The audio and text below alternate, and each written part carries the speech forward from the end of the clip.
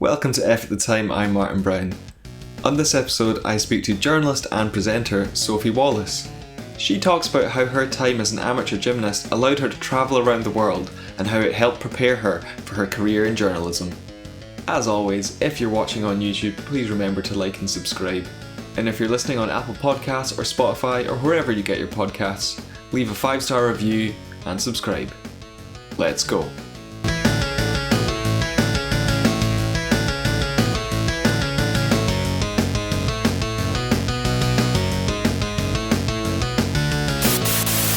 Sophie Wallace. Martin Brown. How are you? I'm well, how are you? I am very good. Thank you for inviting me to come and chat to you. I'm quite excited. So you're a busy person. I am. You are. Do you find the time to reflect on nostalgic things? Do you know what? I don't. But when I do it in really bizarre places. So if I'm driving in the car, I'll think about lots of different things. Because I'm so busy, I don't get much downtime, so it'll be when I'm driving or when I am lying in bed at night or, you know, at the bath or the shower or, you know, some place really bizarre. I don't take time to stop. I'm very much one of those people that will lie in bed and think about something that happened 10 years ago and go, oh my goodness, I can't believe that happened. But that's really the only time that I've got to reflect because I am on the go 24/7. I don't stop. So when you are lying in bed thinking, oh my God, I can't believe that happened, is it dread or is it that was good fun? Occasionally a bit of both. I would say mostly dread. I think about, and I'm sure everybody does this when they're lying in bed as well, thinking about like the most embarrassing things that have happened to them when you are, you know, so shocked about something that you've said or you've done. And all you can do is sort of reflect and go, oh my God, like I can't believe this has happened. But when I do reflect on nice things, you know, it's a wee cozy feeling, and it's something that I like to, I don't know about you, but like whenever something like springs into my head that's been really lovely, I'll send somebody a message. It could be whatever time of night it is, but like me and my friends in the group chat, for example, if I'm thinking about a really fun time that we had together, I'll be like, haha, remember the time, blah, blah, blah. We don't see each other very much because we're all so busy. So it's nice when it does happen. It doesn't happen often because I'm very much one of those people that dwells on, oh my God, I can't believe I just said that. Yeah, so my nostalgic thing, as it were, isn't a particular moment or, you know, it's not a TV show. It's not anything that you could, it's not something normal. I think it's a bit weird, but it's strange because it's followed me throughout my life. So the thing that invokes the most sort of nostalgia in me is the smell of hairspray. I know it sounds really bizarre, and the smell of hairspray isn't particularly nice, but it's something which has followed me since I was about 6, right the way through my childhood, all the way through my teenage years, and to where I am now today, working in telly and having to be around hairspray all the time. I haven't always worked in telly, obviously, and for me, hairspray was a huge part in my performing career when I was wee, and then I went away and I travelled the world with gymnastics, and I was always around hairspray. And then I started working in telly, and lo and behold, hairspray is everywhere. You can't go on telly without hairspray. And so there are so many nice memories that come attached to that really rank smell of like being in a tiny wee changing room and being around a big mist of hairspray. Performing as a child, what were you into? What were you doing? Where did it start? I've just realised that saying performing as a child makes me sound like some sort of circus monkey, and if my mum and dad are going to watch this, they're going to be like, we did make her go and do these things, she totally wanted to do this on her own. Probably worth saying that I was that child that wanted to do everything. I couldn't sit still. If one of my friends was playing football, I wanted to go and play football. If one of my friends was playing a game of tag, I had to get involved with that. If one of my pals was doing, you know, a tennis class, I wanted to go and do that as well. I wasn't very good at tennis, but I wanted to get stuck into so many different things. And although I wasn't particularly good at a lot of the things that I did do, I really enjoyed it, but I eventually found something that I was quite good at. A couple of things that I were quite good at. And the first one was dancing. So I went to my first dance class when I was 3. my mum took me to this ballet class. I had to wear my hair in this tiny, tight wee bun. And my hair is really naturally curly. So I had this like really bizarre little like curly bits poking out from all sides of my hair, and my hair was scraped right back. And my mum had sprayed my hair to within an inch of its life. And I remember standing in the middle of this ballet class, surrounded by all of these wee girls in tutus, bright pink tutus. And I was such a wee tomboy. I had on a pair of shorts and t-shirt with no shoes on, with this ridiculous scraped back hair, watching all of these like girls like flapping their tutus around me. And I was like, this is not for me at all. And then all of a sudden I started doing it, and my dance teacher was like, actually, you're quite good at this. And it just totally went from there. So between the ages of 3 and about 15, 16, I was a ballet dancer. I was professionally trained on point, which is when you go right up on your toes, which is really sore. Yeah, that always looks so painful. It is painful, and I'm quite glad that I don't have to do it anymore. But I did that, and then I was trained in lots of different varieties of dance. So I did tap dancing, I was a jazz performer, there was a bit of street dancing in there as well. There was a little bit of everything. So with dancing obviously comes performances, and once a year my dance school put on this massive performance where all of the different branches came together, and it was this huge show, first of all at the Town Hall in Falkirk, and then at the McRoberts Centre in Stirling. And they still do it, you know, to this day. They haven't been able to because of COVID and stuff recently, but this huge dance display. The one thing that takes me right back to the McDonald's Centre in particular is up the stairs where we all used to get changed. You're talking hundreds of girls, hundreds and hundreds of us, packed into these tiny, tiny wee dressing rooms. It was so small and so sweaty, and you couldn't see in front of you because there was hair lacquer, there was makeup, there was, you know, dresses and costumes pointing out from all directions. There was everything in there. And you're trying to get changed, and you're like this, you can't touch anyone, you can't, like, you're feared to look when you're like doing all of these mad things with 101 different people around you. But it was great, and the hustle and bustle of it was amazing. I remember there was one year in particular as well where I think I had something like 12 dances over the course of the show. So I had 6 in the first half and 6 in the second half, and all of them were quick changes. We had these tiny little rooms off of the side of each stage, and I suppose the good thing about being in there was it wasn't as packed as upstairs, but it was so fast paced and it was so fast moving. I can't believe at the age of 12 I could remember 12 different dances, let alone, you know, get changed and get myself organised and do it all and get myself back out there and perform. Thinking back to it now, I'd be absolutely knackered. I don't know how I managed it. I think as children, you take on so much and you just expect, like, it's almost like it's not a big deal as a child to do that. So you can soak in so much. I mean, they say children's brains are a sponge. Whereas, so if you're a kid and you've got 12 dances, you just learn 12 dances and you're like, that's what we have to do. As an adult, it's so daunting. So difficult. When you know, if I'm listening to music sometimes, quite often I'll find myself, like, if it's, say for example, like it's similar beats per minute, I will find myself doing a dance that I had learned when I was 10 to that song, even though it's not the same song. I'll be like, oh, remember, and then this is like a couple of the steps, and, you know, I'll find myself washing the dishes and I'll be like tapping away and doing something really bizarre. It's just something that I think when you're a dancer, it always sticks with you.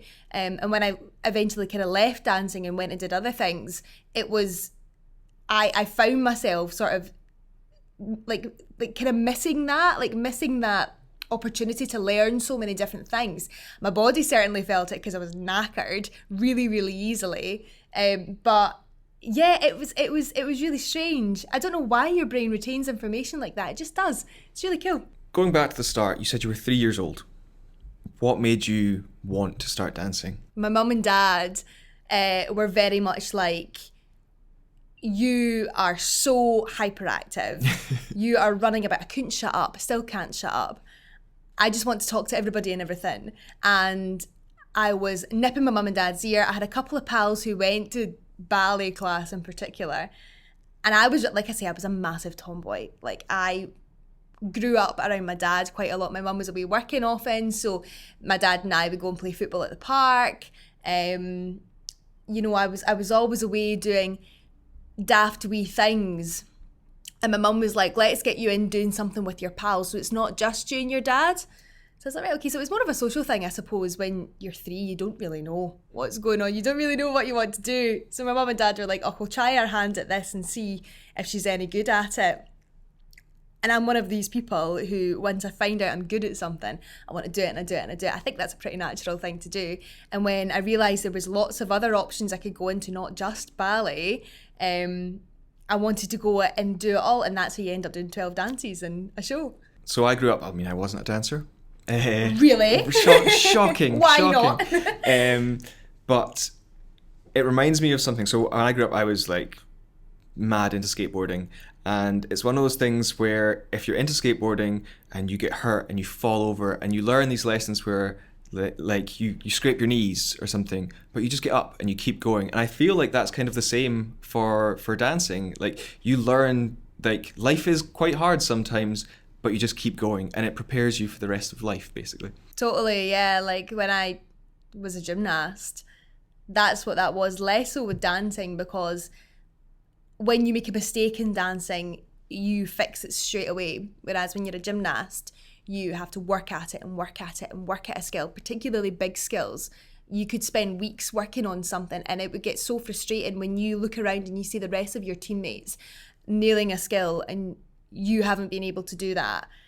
But it teaches you the values of hard work, and it teaches you actually, you will get there. It might take you a bit longer, but if you work hard and you try your hand at something as many times as you can, then the chances are you're going to manage. But it might not be as good as the rest of them, but if you can do a backflip, at least you've got yourself over. Do you know what I mean? You said it was your parents that got you into it. There's absolutely a stereotype of parents pushing children into it. You don't sound like that was the case. I think, pushy parents definitely exist. For me, I was lucky enough to have parents who were just happy that I was out enjoying myself. Didn't matter if I was good at it or not. The only reason that I stuck at it was because I was good at it and I did enjoy it. And they were very, very supportive of that. They never pushed me to go and do something that I hadn't already said that I didn't want to do, if that makes sense. So, when it came to travelling about with the gymnastics, I was given an ultimatum between I could either go and do competitive 4-piece or I could go and join this club and I was going to get to go all over Europe. I had to make that decision on my own. It didn't matter if my mum and dad thought, actually, I think you're good enough to go and do this, so therefore we're going to tell you to go and do this, or actually, we don't think you're good enough. So they completely made that my decision. And so I feel, kids, regardless of what age they are, in my experience anyway, talking personally, I was able to make those decisions for myself. My parents respected those decisions, and I was just very lucky in that sense. It's incredibly competitive, and it's portrayed as incredibly competitive. How was your relationship with the other girls, the teachers, the other parents? I noticed the competitiveness most among the parents. That's what I did. Now, my dance school was different to other dance schools in the sense where we weren't focused on competition. Different when it came to gymnastics. That's a totally separate sport. But among my dance school, the girls all got on together, but the opportunities that came with my dance school didn't come in the form of you're going to go and get to compete.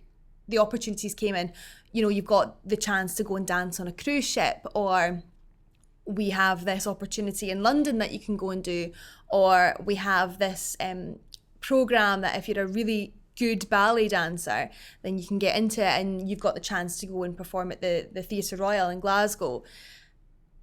It wasn't so much a competitiveness amongst the girls because we were all good.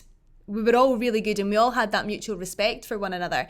It's a bit different when we got older. We had the girls in our classes who were able to go on these Disney cruises or go on these different cruise ships and dance, and that came at a financial cost. We couldn't, me and my family, we couldn't afford that, and so there was almost like a natural segregation between the people who could afford to go and do that. They were obviously getting more training, so they were of a much higher standard than what some of the other girls were. I remember when I was 13 or 14, it was one of my last dance shows, and it was my jazz performance, and in the front line were all of these girls who were able to go and do all of these extracurricular activities, who could afford to go and do these extracurricular activities. They were phenomenal dancers, and so many of them, I think actually every single one of them, has been able to go on and work in the profession because they're just so good. But my dance teacher had put me front and centre of this dance, and I stayed front and centre for the whole thing. And I felt so uncomfortable because I was like, these girls are amazing. They were all really, really good friends as well. And I had sort of like wiggled my way to the front somehow. And I just felt like all of these eyes were on me, and it was really, really bizarre. Don't get me wrong, I was really proud about that because these girls were always at the front of the dances, and quite rightly so, because they were fantastic.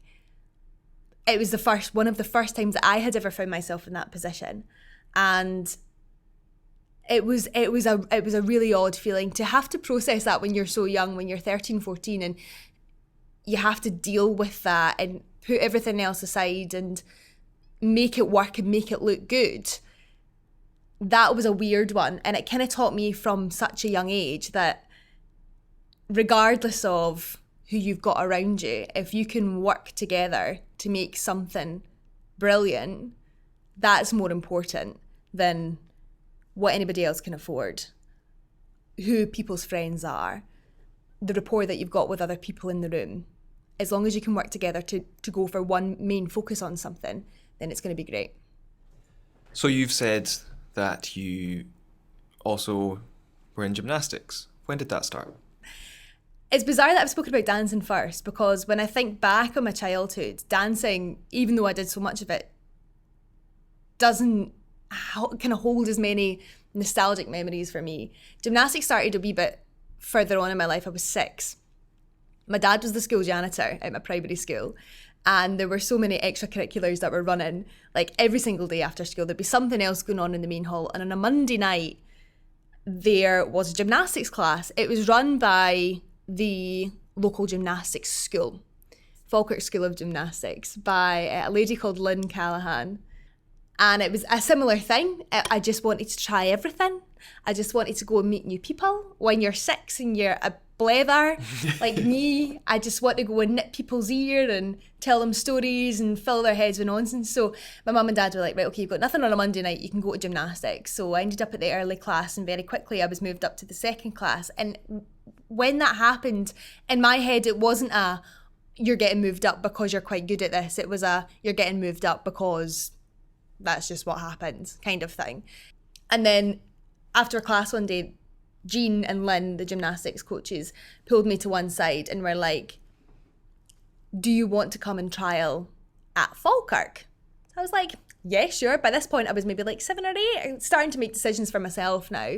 I told my mum and dad, I was like, there's this gymnastics class on a Tuesday. I think I got like a wee letter home. I'm pretty sure at the end of the class, the coaches had pulled my dad to one side, and there was a couple of us who were asked. It wasn't just me. Like there were other people in the class who were fantastic. I say fantastic, not to blow my own trumpet, but like who were pretty good as well. Yeah, we were pulled aside, and then we were asked to go to this trial on a Tuesday night. It kick-started for me what was one of the most fulfilling, brilliant things to have ever happened to me. I got so involved in this sport in so many different ways. I was competitive, and then I travelled, and then I became a coach. I went full circle and started coaching the class that I started in with Lynn before retiring through injury. And what happened? I was 15, and I was doing a really, really simple move. Really simple. So it was a round off back somersault. Really simple. Really, Everyone can do it. Everyone can do that. Basically, you run, you do like a sort of cartwheel thing, you land with your legs together, and you get this massive rebound, and you do a backflip in the air with no hands, and you land. And I was pretty good at them because I'm tall, I've got a great round off, and then a great rebound. And I was in the air, and the theory is, before you tuck yourself into a little ball and you get yourself round, you're supposed to make your body really, really straight. So your arms above your head, your body's really streamlined, you get to the highest point of your rebound, and then you tuck in really, really quickly, and that propels you round and you land on your feet. In my head, I was like, I'm going to try and get myself as high as I can. I'm going to make this the best round off back somersault I've ever done in my life. And I hit that high point, I got my body nice and straight, and then I could feel myself coming down, and it was like my brain was telling my body to do something, but my body wouldn't do it. So I ended up tucking as I almost hit the floor. I did hit the floor, fell on my neck, knocked myself out, winded myself, the works. My coach actually has it on video. And I can't get you the video. I wish I could, but I can't. But she's got it on video. It's painful. It's a really, really painful watch.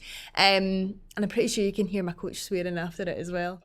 She flung down her iPad and came and get me. But even though it was my neck that I fell on, it was the bottom of my back that got it. So I was told not to go back to training for 6 weeks. I went back after 2. And I just kept going. And it wasn't until I hit like 18, 19, that actually it got really, really sore. That coupled up with the fact that I'd gone to university and I wanted to go out on a Tuesday night. But it was unbearably sore. And then I made it worse by joining cheerleading. And then I became a cheerleader and started doing all of that stuff, but instead of doing it on a sprung floor, I did it on a hard floor. But yeah, it was sore. It was hard. It was really, really hard having to step away from it, and I miss it. I miss it so much. You said you went travelling. Where did you go for? Where was the first place you went with it, and what was it for? So we were the Falkirk District champions, I think, for like 4 years running.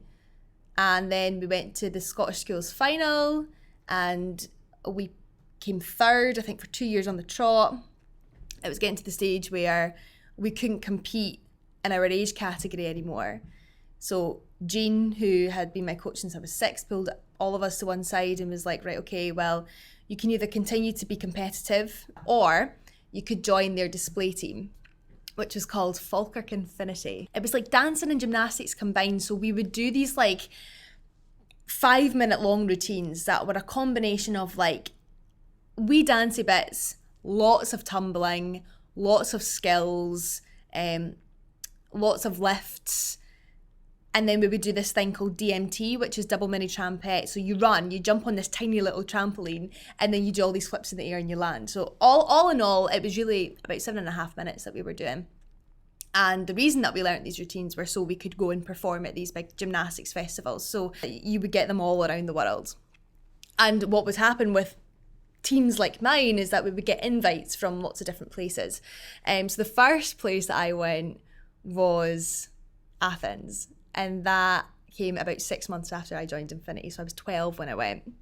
It was just an incredible experience. It's something that I completely took for granted at the time. Being 12, being in a foreign country, on holiday, first of all, without your mum and dad, with people who are your pals, doing all of that at the age of 12, coupled up with representing your country, was phenomenal.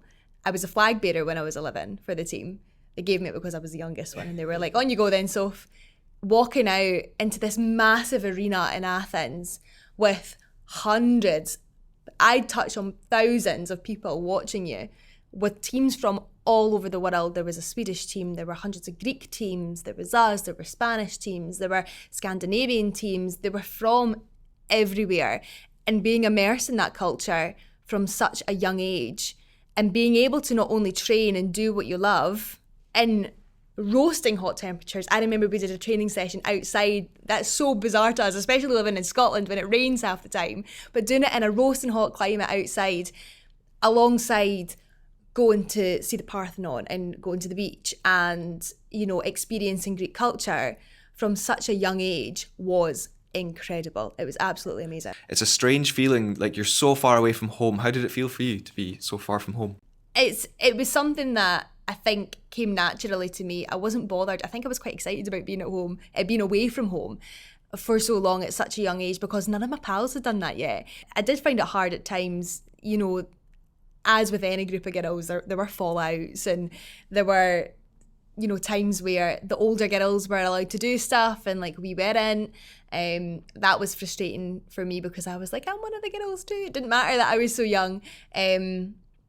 But yeah, no, I felt like I took it in my stride, and that suited me well for all of the rest of the times that I went away. So that's the first trip. How many more trips did you go on? 3 in total. Did Athens twice, did Malta once.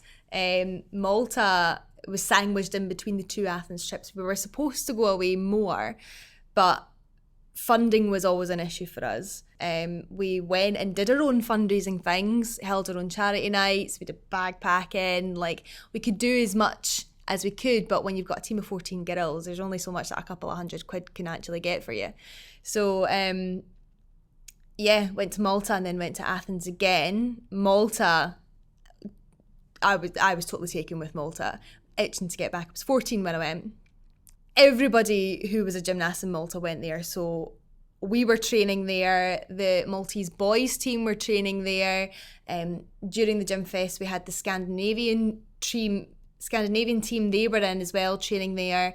And we were all staying in this massive hostel together. And again, when you're 14, this is something that, you know, most 14-year-olds aren't going to experience. And it was wild. It was absolutely wild, especially when you're with the older girls as well. I remember the gymnasium had like put on this sort of like opening party for us. So there was us and there was the boys team and there was the Scandinavian team, and I remember it was the first experience I had like flirting with a boy. It was nice. His name was Simon and he was Maltese and he had a dog tag around his neck, and I was like, oh, I like your dog tag, and he was like, thanks, it's because I'm diabetic. So like, but he was handsome. I still keep in touch with him sometimes actually. He's a really nice guy. But it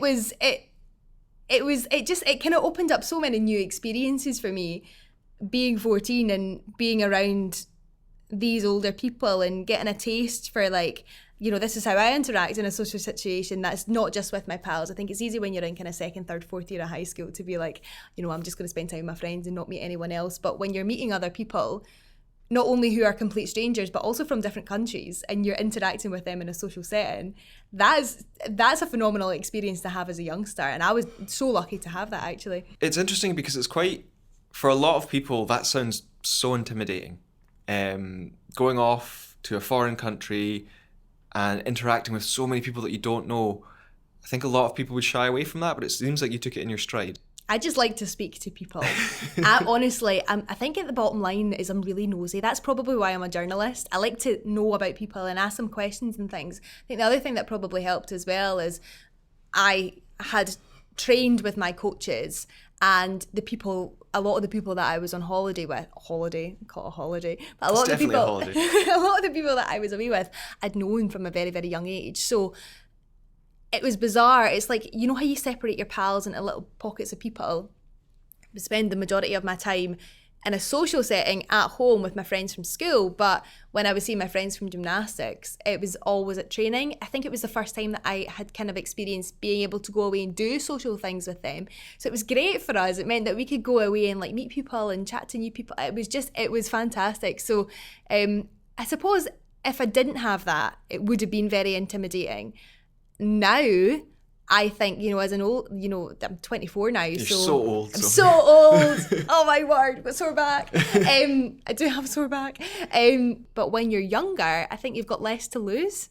So you just go in and, you know, that wasn't my career. I was just there because I enjoyed it. We were all having a great time. And it was brilliant. I don't think I cared about what people thought about me either. I still don't really care about what people think about me. As long as I'm having a nice time. That is a very punk rock attitude to have, and I appreciate it. Because I'm so punk rock. But no, it is. It's. I think it is a lesson to learn that you really need to not care what other people think of you. And if you love something, go and do it. I think a lot of people hold themselves back. They fancy doing something, but the fear of judgment, the fear of other people saying things about them holds them back and they stop doing it. Just go for it. I feel like I've gone sort of like up and down with that throughout my life. I've always done what I've wanted to do. But when I'd maybe say 5th, 6th year of high school, possibly even first year of uni, I think it was maybe second year of uni, I started to get out of the habit of it. But I would only do something if my pals wanted to do it. I think that's a very natural thing for young people, especially to do. It's about learning that you don't have to do that. That's how I've, found happiness, as blasé as that sounds, but that's what keeps me content. I was lucky enough to find pals later in life who, the three of us are from, totally different walks of life, but we are all interested in the same thing. And I often wonder if we were at school together. Actually, I know for a fact if we were at school together, we wouldn't have spoken to each other. I would have been like, I'm really scared of her and she's a bit mental, so I'm not going to speak to her. We were all just so different. And it's about trying new things. And when you try new things, I did it and I found my best pals. So yeah, it's something that you kind of learn as you get older, that actually it's all right to just do what you want to do. Yeah. And spend time on your own as well. You don't have to do everything with your pals. Like, spending time on your own is great. You ended gymnastics around 15? No, about 2015. 2015, so that's not that long ago. It's not that long ago, and I couldn't stay away from it long because then I ended up cheerleading at uni. How did that go? 2 years. 2 years? That was a big accident. Pom-poms and all? Well, yeah, no, definitely. People always downplay cheerleading. Cheerleading is going to be an Olympic sport because of the physical impact that cheerleading takes on your body is wild, absolutely wild. There's lots of different variations of cheer as well. Me going to cheer class was a great example of me just doing something that I wanted to do. I thought about doing it the year before. I think in second year of uni, I thought about going, but I wasn't going to go because none of my pals wanted to go with me. I wasn't confident enough to go on my own. And then when I got to third year, I was like, actually, I'm going to give this a bash. By the time I got to fourth year, the team had completely changed and we were like, actually, no, we're good enough to go and compete. And so we did. We went away to competitions and I think we did like three competitions in the space of 2 weeks or something bonkers. And now the GCU Wolves cheer team have so many different divisions, so many different captains. They go away and do loads of competitions every year. They're a very, very good cheerleading team. And it's been nice for me to see it go from completely recreational all the way through to actually a very competitive team to a high standard. So like you were saying about cheerleading there and gymnastics, I think there's becoming more and more recognition for them. You're saying cheerleading is going to be an Olympic sport. Gymnastics, and everyone appreciates gymnastics, I think. But recently, in the last 3 or 4 years, there was Caitlin Ohashi, her video on YouTube went wild. Do you think more and more people are enjoying the sport of gymnastics? And do you think what will bring people to it? In terms of, it's the same as any sport. Do you know what I mean? When it comes to bringing people in, there's always a big influx of people who want to be gymnasts after they see Max Whitlock on the pommel horse at the Olympics. Or back in the day, it was Beth Tweddle when she was on the uneven bars. Bringing people into the sport isn't the problem. It's about how we treat people within the sport. And there has been a lot of eyes on British gymnastics, Scottish gymnastics, since everything which has kicked off in the UK and even here in the US and even here in Britain. At the end of the day, we have, as a coach, you have a duty of care for your athletes. It's so important that that's upheld. I was lucky enough that at my gymnastics school, we were all treated like gold. Our coaches were incredibly caring and they put our needs first. Whether that was, we're exhausted, we feel like we can't train anymore. We were never forced to do anything that we didn't want to do. We were never pushed down and do you know what I mean? Like, we were always actively encouraged to push ourselves to our limit, but we were never screamed and shouted at and told, you must do this or else you're X, Y, and Z. I think there needs to be more scrutiny amongst coaches. I think there needs to be more calling out when a coach perhaps does step out of line. Because there is a difference between pushing somebody to their limits and abuse. And bullying. And bullying. And bullying, absolutely. Like, being in a leotard when you're a teenage girl is intimidating enough. You're putting yourself out there to the world, basically. 100%. The last thing you need is a coach telling you, not even making a comment about your gymnastics, making a comment about your weight. Nobody needs that. Nobody needs to be sexualized when they're doing their sport. You're doing it because you're enjoying it. You do it because you love it. And putting athletes in a dangerous position is the last thing that any coach should want to intend. I think there needs to be scrutiny before coaches, and screening before coaches actually go through their training to ensure that this doesn't happen. And like I said, there's a lot of eyes on the governing bodies just now to make sure that what has happened doesn't happen again. Just don't be a dick. Just don't be a dick to people. Your words, not mine, Martin. So let's rewind back. You have gymnastics, you have dancing, you are now a journalist. When did you want to first be a journalist? Is it something that you look back on with fond memories? And there is that video that you posted. I'm smiling thinking about it. I have wanted to be a journalist for as long as I can remember. Even though I did all of these sporty things, I never knew, that was never a career for me. I knew that I wanted to be a journalist. There's a video on my first day of primary school. My grandpa took his camcorder with him everywhere, and I'm standing with my wee blue blazer on. My hair's like scraped back off my face. My wee sticky out ears are pinning out. Hello and welcome to the news. Today's report. I was 6 years old. I have known since a very, very young age that this is what I've wanted to do. And that was very much cemented when I went for work experience. I was 14. That was a total fluke. For some reason, working at the Falkirk Herald or being placed at the Falkirk Herald on work experience at my old high school was like the best thing ever.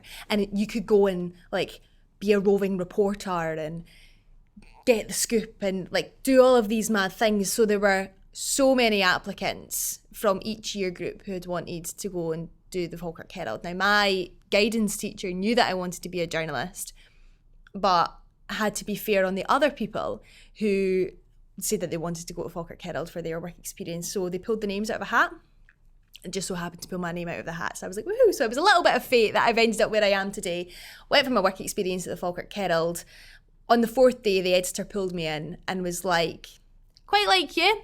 You're all right. How do you feel about writing as a column, a weekly column, talking about life as a teenager growing up in Falkirk? So I was like, yeah, sure. It was a wee bit of money in my pocket every month. And I was like, right, okay, I can write about that. Now, going back to the first columns that I ever wrote, they were so embarrassing, so embarrassing. I remember I wrote one taking the mickey out of people who went to restaurants on Valentine's Day. And I was like... That screams of loneliness and teen angst. It totally was loneliness and teen angst. And it totally wasn't meant in malice, but it was one of those things where I was like learning. I had zero journalism experience except from that week that I'd spent at the Falkirk Herald. And I was just writing these mad articles. I was picking up a couple of freelance shifts here and there with the Herald when I was still at school, and the editor, Colin Hume, he's no longer the editor, but he was a fantastic journalist. He was amazing. I had spoken to him about universities and I was like, where's good, where's not good? And he had recommended Glasgow Cali as being, you know, a really good university to go to, and that's where I went. And whilst I was there, I ended up working full-time as a broadcast journalist while studying. So I was pulling the morning shift. I was in the breakfast shift at Central FM, getting up at the crack of dawn every single day, driving from Falkirk to Stirling, doing my shift until 9:30, 10 o'clock in the morning, then driving to Glasgow, sitting in classes until 5 o'clock, sometimes cheerleading training till whatever time, and then driving home at night and doing that every single day until I completely burnt myself out. One of my lecturers, Christina McIntyre, she sat me down and went, what on earth are you doing? You are burning yourself to the ground. You are 20 years old. Get a grip. Start working at the weekend and focus on your studies. I was like, okay then. I was so gutted to write that because I felt like I had had this opportunity to work 5 days a week at a radio station, and that I was giving that up. In reality, I wasn't. She just wanted me to look after myself. And so I ended up doing that, and then started pulling shifts, not just at Central FM, but at Kingdom FM in Fife, until I finished uni, went full-time at Kingdom FM at Fife, and then ended up here, in telly. So when you look back at that video that you posted of your grandpa took of you, and then you see yourself now presenting the news on television, what do you think? How does that make you feel? I think one of the most poignant things actually that I've not thought about until now, my grandpa took that video. My grandpa passed away maybe about a year ago now. My grandpa was my number one fan. I was just his wee lad, do you know what I mean? I was just his wee girl. And he was my biggest cheerleader. And he was a man of few words, my grandpa. He was hilarious when he spoke though. And he just couldn't have gotten a nicer guy. Totally couldn't have gotten a nicer guy. So above all else, knowing that he took that video, I would like to think he was very proud of me. But myself, when I see that video, I feel very, very lucky, very not privileged, but I've worked really hard, and I think that's something that people underestimate. When people ask me what I do for a living, they go, oh, so you just go in and do you just read the auto cue? And nah. At a weekend, for example, I'll come in, I'll help produce the programme, I have to find the stories, I have to write the stories, I have to interview the people, I have to cut all the pictures for the bulletin, I have to make sure that everything's factually correct, I have to give direction to reporters, I have to check scripts, I have to speak to our colleagues in London and make sure that we can all share material, speak to colleagues from other media places in the industry to make sure that we can all get the material that we need. I have to make myself presentable for going on telly. The actual presenting the news part is such a small portion of what I do. I remember somebody made a comment when I was at uni saying that they thought the only reason that I wanted to be a journalist was because I wanted to go on telly. I think a lot of presenters get that. It was infuriating. It's our job to do so many things. It's our job to hold people to account. It's our job to ask questions that the general public can't ask. It's our job to tell stories. It's our job to make those stories interesting. And that's the reason I do it, because I'm passionate about people. And so to hear that, oh no, she only wants to do it because she wants to work on telly, that was never the goal. I started working in papers. I thought I was going to work in papers for the rest of my life. I thought I was going to be an arts and entertainment correspondent for my local newspaper. Do you know what I mean? And I would go and do that in a heartbeat. I love broadcast media. I love it. I love talking. So I think I'd be wasted on a newspaper when I've only got limited amount of time to speak. But that comment gave me mega drive to go and do it.